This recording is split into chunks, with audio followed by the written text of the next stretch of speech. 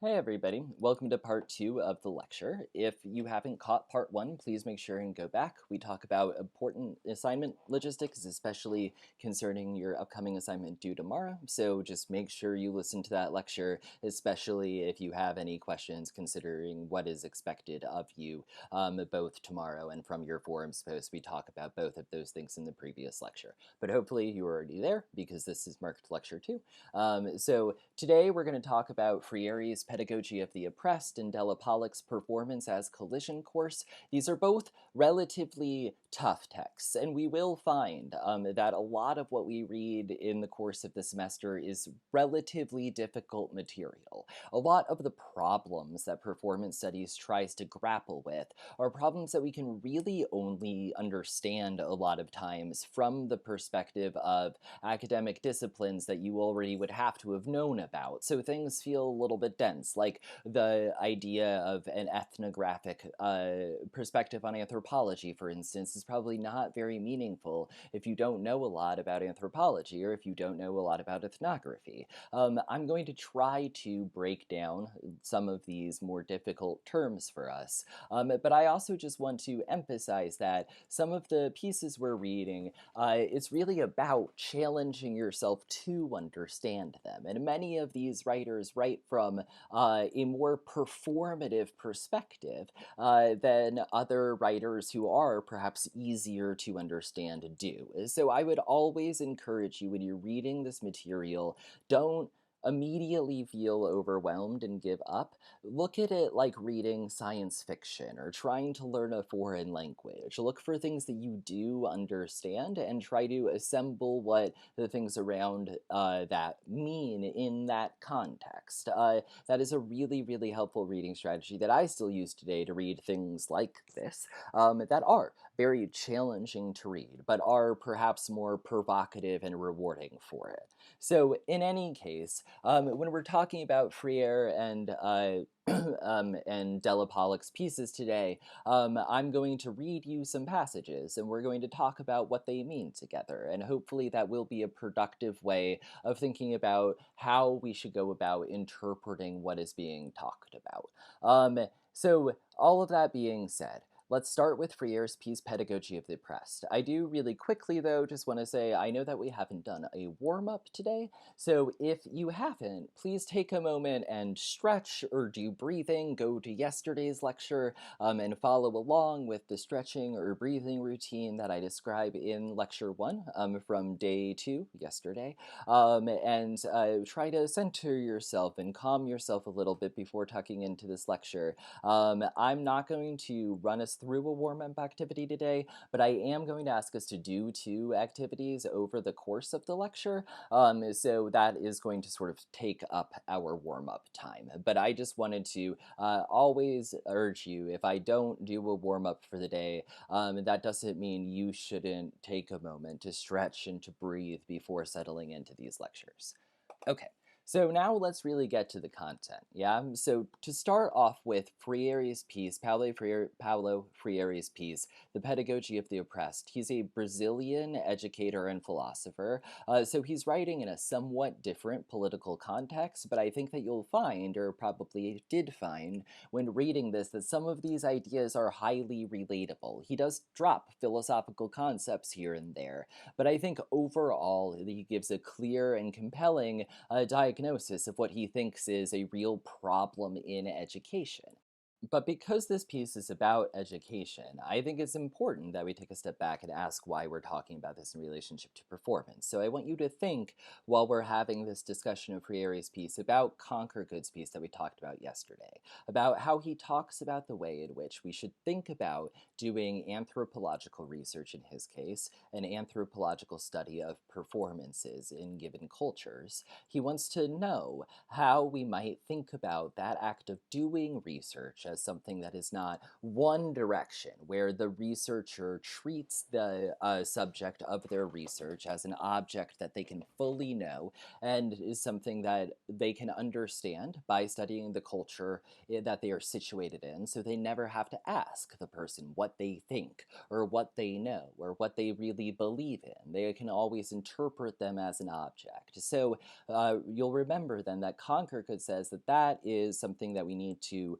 challenge and move beyond, and views performance as a way of thinking about moving beyond that, as a way of doing research and recognizing that in the process of doing research with other populations and other cultures, you necessarily have to interact with them and understand their culture and participate in their culture, and you necessarily will make an impact as a researcher. So, similarly, Freire is going to critique education for saying that, or for acting as if students are just these passive receptacles on which we just imprint knowledge, on which we just imprint thoughts and facts and make them regurgitate them and turn them into, as he ultimately says at one point, automatons, turn you students, into robots. So this is a deep accusation and an indict of an educational system that I think really does apply to a lot of the way that education works. So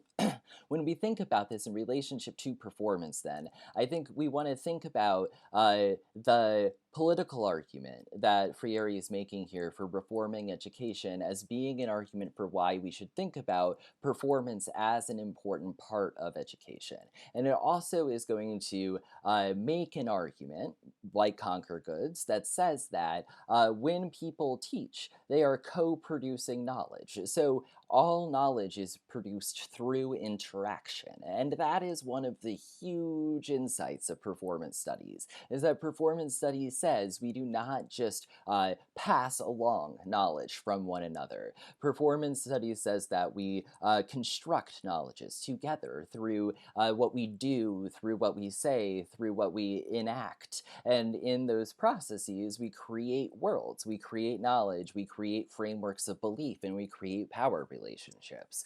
So performance studies then is going to really embrace Freire's model of thinking about education, and a lot of people in performance studies try to enact a lot of the ethics of what is described in Freire's text.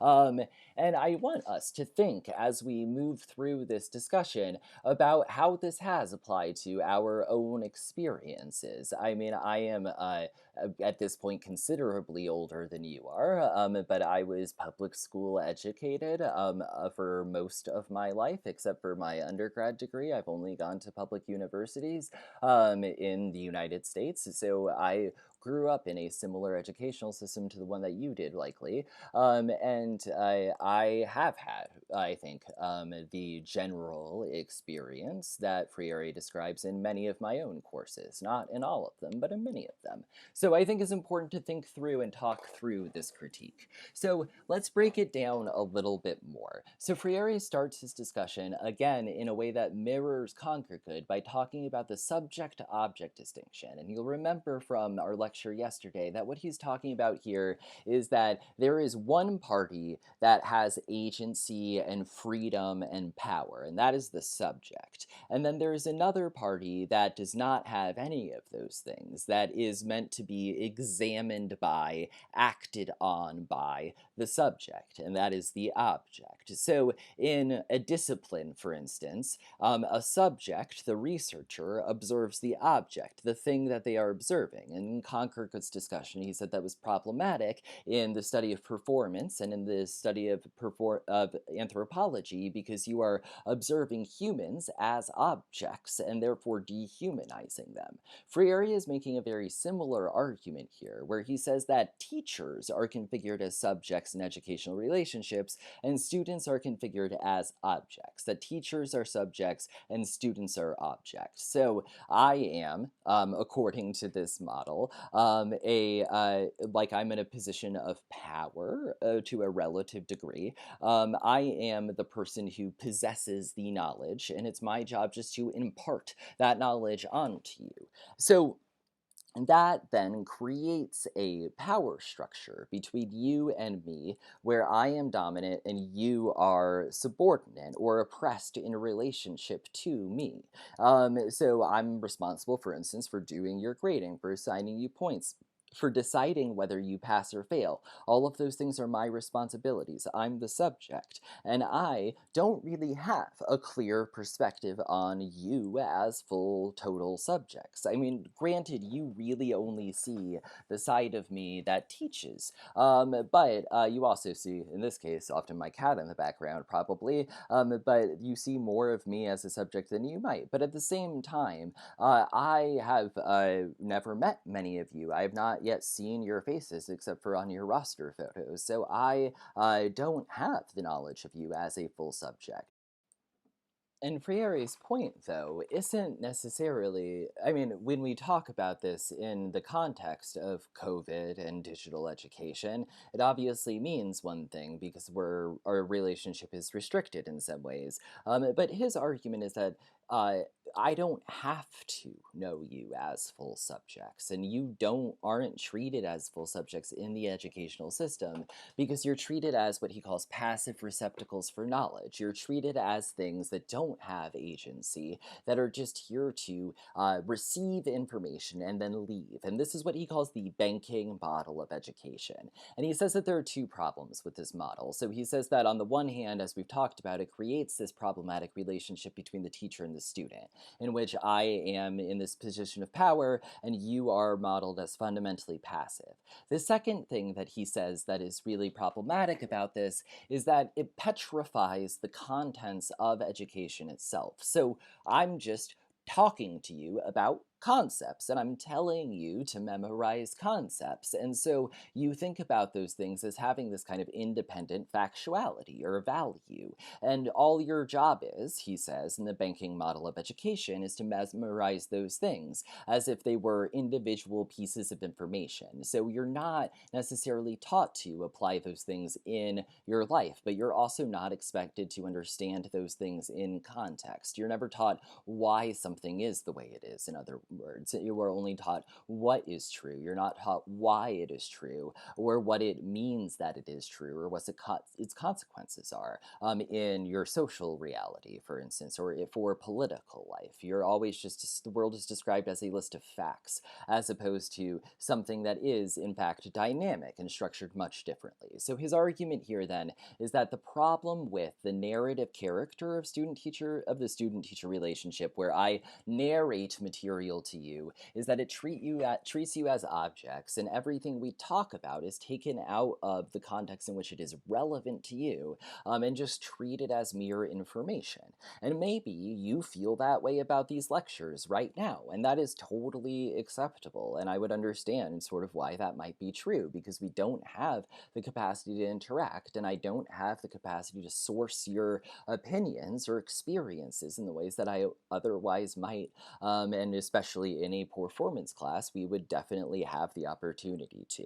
But I do hope, of course, that through our forums discussions and through your own performances, we have the opportunity for us to be co-educators in the way that Freire describes. So before we get into that idea of co-education, though, let's just talk about a couple of quick passages related to the idea of education as depositing.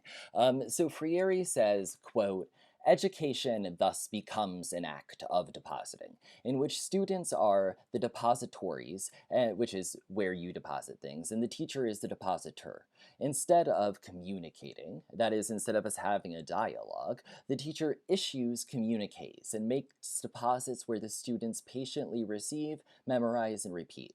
This is the banking concept of education, in which the scope of action allowed to the students extends only as far as receiving, filing, and storing the deposits. They do, it is true, have the opportunity to become collectors or catalogers of the things that they store, but they're only storing things, would be the next sentence, is that they're still passive in this sort of relationship. So here's the description of the banking model of education that we just elaborated. And he wants to say then that this puts a very particular this assigns a very particular social role to a person who teaches or a person who educates, because the job of the person who maintains this banking model of education is, in his words, to regulate the world, or the way the world, rather, enters into students. That is, it's my job to mediate the way that you receive information about the world around you. He says, quote, "The teacher's task is to organize a process which already spontaneously occurs to fill the students by making deposits of knowledge, information which he or she considers to constitute true. And since people receive the world as passive entities, education should make them more passive still and adapt them to the world. The educated individual is the adapted person because she or he is better fit for the world. Translated into practice, this concept is well suited to the purposes of oppressors whose tranquility rests on how well people fit the world the oppressors have created and how little they question it." So I think that this passage is very vividly written, but really, really important because what it's saying is that not only is it not good education for a professor or for an instructor to just dump information on you and expect you to regurgitate it. But it also is something that fundamentally has political consequences. Because if I'm just teaching you that the world is a set of facts, you're not taught to think critically about those facts. You're taught to accept those things as facts. So if I'm not cultivating an individual consciousness in you, if I'm just teaching you to receive information, to receive the world as it is, and to accept that as truth, and to accept that as being adequate or normatively okay, that is morally or politically or ethically okay, if I expect all of that from you, then I'm again treating you as an object. And I'm enculturating you, or I'm teaching you to just receive the world as being passive, that is, to be oppressed without fighting it. So he wants to say, then, really importantly here, that individuals get removed from the state of inquiry or consciousness, that you are taught a list of things, that you're not taught how to think about those things. And performance studies is very much invested instead in the idea of empowering people through performance to critically think about their life circumstances, to critically think about their political or social situations, and to express and cultivate knowledge around those things, for you to develop consciousness and produce your own knowledge, not just have knowledge handed down to you as if it were 100% true, and your own experiences of it were absolutely irrelevant. So this is, I think, a really important part of what Freire is after here. Here, Freire refers us to Hegel's discussion of the master-slave dialectic, which I think is a problematic concept in a lot of ways, but the idea behind this point of view from Hegel, who is a 16th century philosopher, so he's writing at a very different historical period in time, but he's also writing about the master-slave dialectic in the abstract, not about real historical incidences of slavery. So the term is really problematic. But the point that Hegel makes is that when the master and the slave are in this dialectical relationship, that is, when they are paired together, neither of them is free. And the reason why the slave isn't free is obvious, is that his will is subject to the master's will. But the reason why the master isn't free is that he can only experience, he never directly experiences the world. He doesn't labor or have direct experiences. He experiences the world through the slave, who is the person who does all of the interacting with the actual material world. So obviously, there are problematics with this concept, but Freire's point here is that he wants to say that the student-teacher relationship is similar because you don't have agency at all in what you learn. But the problem is that you don't even get to directly experience the subject of your own education. There isn't that part of your experience that is better than mine because you are more directly acquainted to the reality of the matter. Instead, by saying that the only thing that exists in the world is the facts that I tell you, I cut you off from that reality. So he says that The problem here is that you never discover that you educate me, that you never have the experience of thinking that your own perceptions or experiences are legitimate. So you can look on page 2 then for a more detailed breakdown of what he says the principles of the banking model are. And I would be happy to talk to you about any of the specifics if you have questions about them or want to write forums or discussion posts about them. And in relationship to this first point, he argues that the reason why this oppression is perpetuated as such is that when we think about in general, people being oppressed or marginalized, that means that they are outside of the system, that the system has somehow failed them and they need to be integrated back into the system. But his argument here is that, in fact, that's not the case at all. That marginalization, that people being, for instance, impoverished or structural racism, that those things actively create oppressed populations, that those are not cracks in the system, they are results of the system. So he says that the solution can't be just to integrate you into structures of oppression, but we have to transform those structures so that you can be agents and have agency in actualizing your own learning or your own knowledge. But he says that doing that, you actualizing yourself as thinking and as conscious and as subjects, is not in the interests of the people who oppress you, is not in the interest of people who want you to be passive and adaptable to what happens. So he says then that for people like me, for educators, and many of you may be or may aspire to be educators in the future, we can't wait for the banking model of education to be overthrown. He says that eventually it is very likely that oppressed populations, especially those who are most excluded by banking models of education, might eventually rise up and take hold of their own oppression. But because students are fundamentally disempowered, it's not acceptable just to wait for that to happen because it could take a long time while a system of oppression perpetuates. So he says we can't wait. We have to form relationships with students, become their partners, be co-learners. And this is where he starts talking about communication and dialogue. And again, I want you to think here about Conquer Good's piece on studying through performance, that when we do performance ethnography, or when we engage in performance, or when you do a performance in this class, what is happening is not you are reciting things that you know.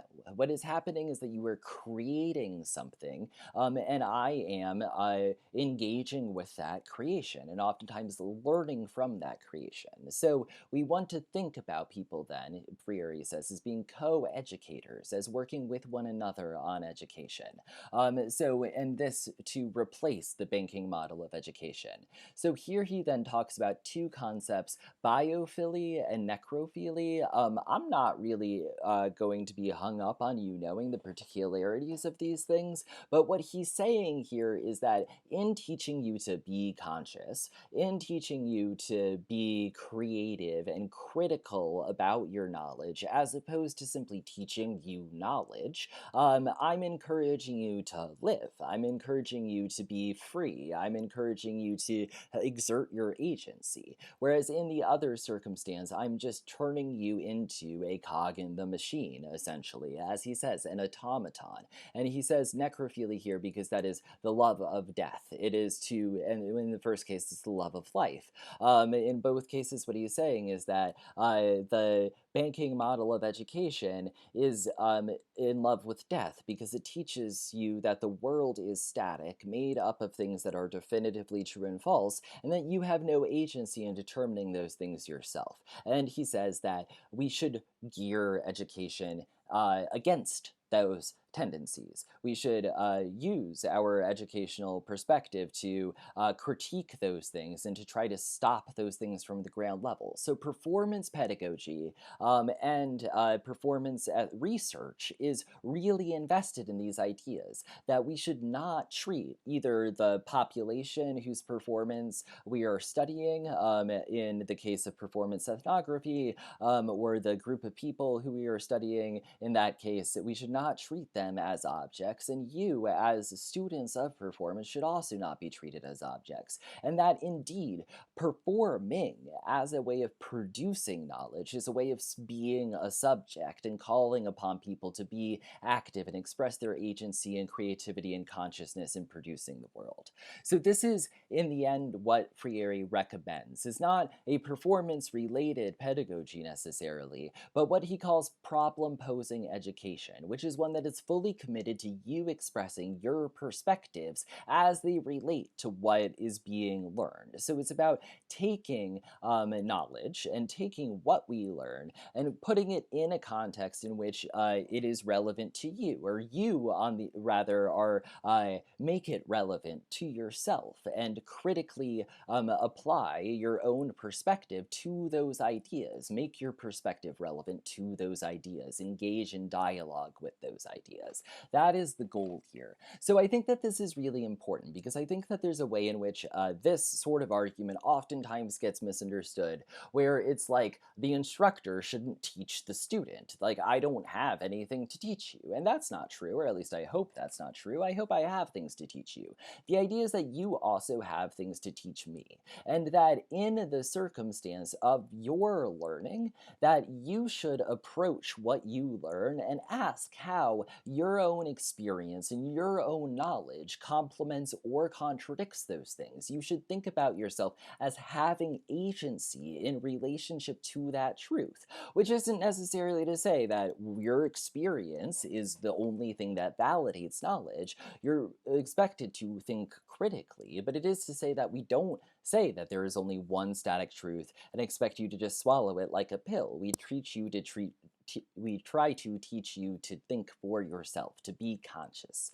And this is a distinction that he draws that you'll see a little bit further down between what he calls doxa and logos. And these are both terms actually from rhetoric. There's a lot of connections to rhetoric in many of these readings, even though this is obviously not a class in rhetoric. Performance studies and rhetorical theory are in conversation with each other a lot of times. But you don't have to know rhetoric to understand, I think, Freire's point here, which is he says that the knowledge of the banking model of education is what he calls doxa. And doxa is common sense. It's common sense. It's things that we're taught are true about the world. And in its most of its applications, it's what is culturally shared.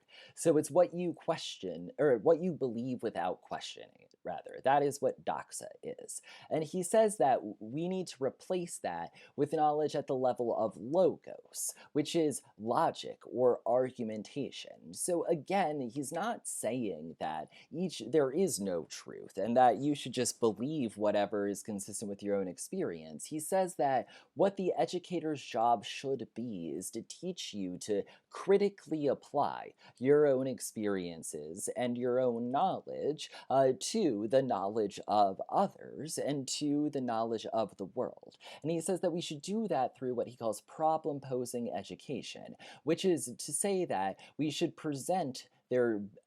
we should take up certain problems that you as students are invested in and matter to you, and we should have conversations that connect what we are learning to those subjects that make you active constructors of the knowledge that we are learning. You should bring your own perspectives and research to the table to help think about how to solve those problems that matter to you.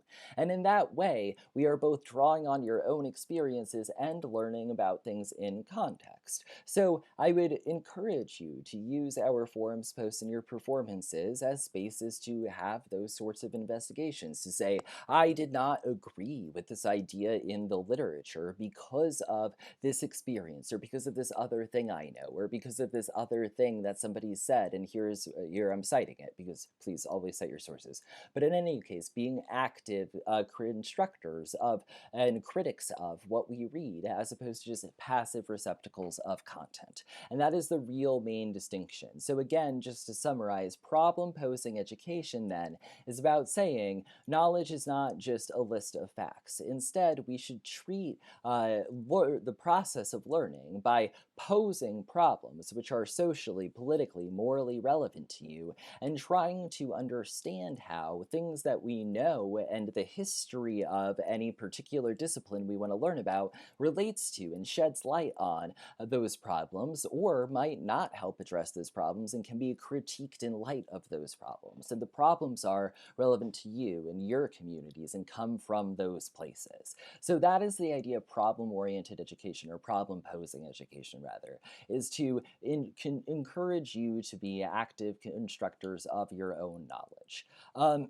in that way, he says, you can view society and individuals as necessarily incomplete. That is, you can view education as not a process in which you're only learning a static set of things that won't change, but instead in which you're learning how to keep constructing knowledge and how to construct a better revolutionary, he says, future in the future. So he says, indeed, that looking at the world as open, looking at yourself as what he says is as a process of becoming, which is just to distinguish it from being. You're not in a fixed state. You're always something different the next day. You're always learning. Things are always moving. It's the same thing with society and culture. This is exactly what Conquergood says when he's talking about process in the essay we talked about yesterday. He says that society is a process. It is open-ended, and it is produced through performance. So he says then that in order for there to be any prospect of a revolution or of the struggle for liberation or against oppression, as opposed to fatalism, which is us just being resigned to things as they are, that you have to be taught that the world is open-ended and that you create it. And then that's the goal of problem-posing education. So I want to wrap up here with asking you to do a writing exercise. So for your free writing exercise, I want you to take 10 minutes and I want you to think about a time or an experience you've had that either reflects Frere's description of the banking model of education, which you felt like you were treated like an object, or that might reflect his version of problem-solving education or problem-oriented education, which you felt like you were treated as a subject and were actively participating in your own education. And after you're done with your 10 minutes of free writing on this experience, I really want you to think critically during that free writing about how you have felt in your educational time and how that experience could have been better, or you feel like you could have been more empowered to think critically about things.